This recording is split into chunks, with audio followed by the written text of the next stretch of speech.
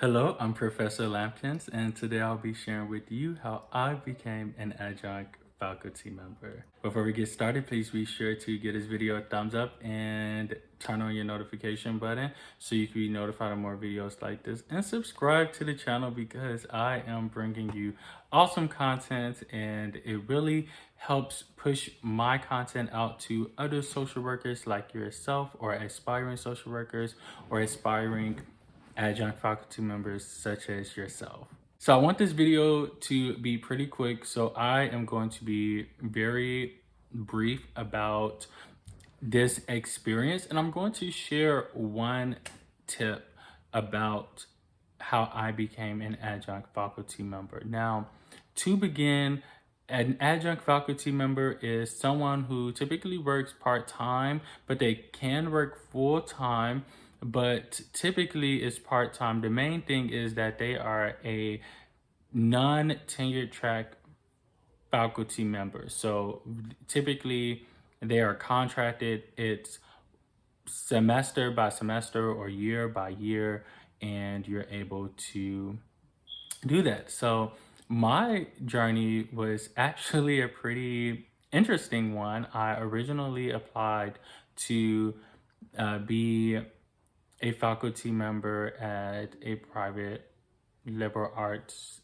university, small private liberal arts university, and I believe I had an interview with HR, and then that was it. I wasn't offered the second interview, and I was told in short that they moved on to other applicants.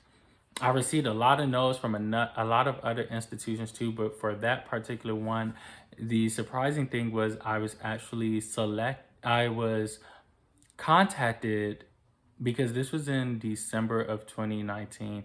I was contacted in like February or March of 2020, or maybe even April, to interview. I interviewed in April of 2020, and I met with the HR person, and then I met with the director of the BSW program. So that's a pro tip number one, is to not just look for adjunct positions on the master's level, but you can look for positions on the bachelor's level. So when I applied, I applied for the master's level, but then the undergrad level program director took interest and wanted to interview me.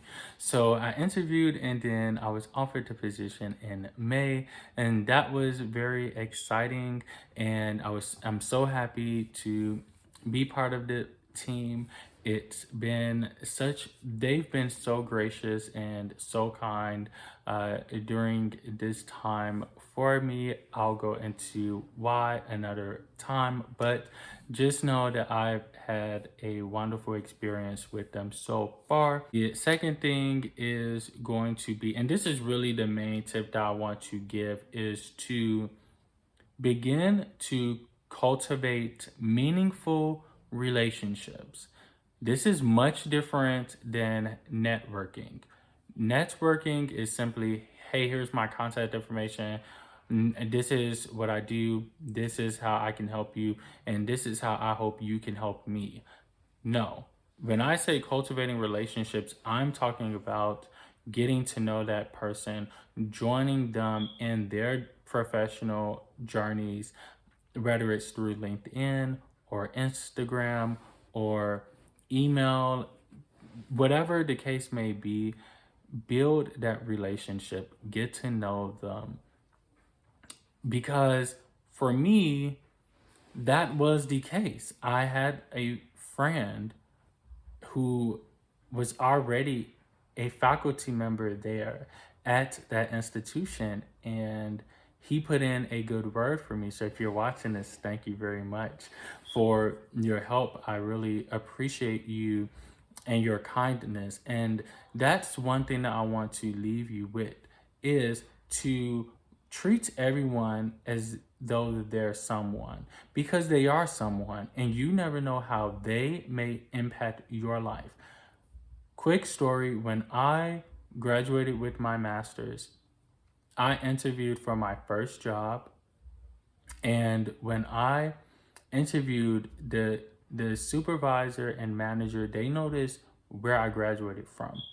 I didn't know this, but they had just hired 2 people from my program. We all graduated together at the same time.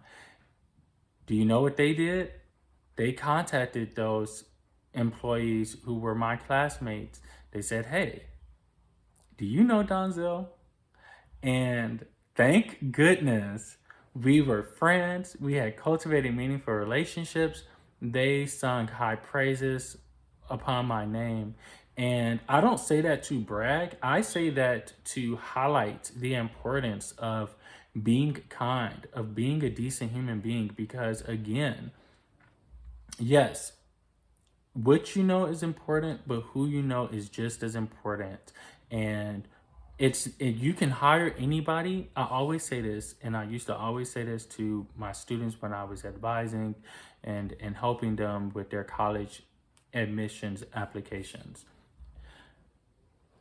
You can find anybody who's qualified. You can train anybody to be qualified.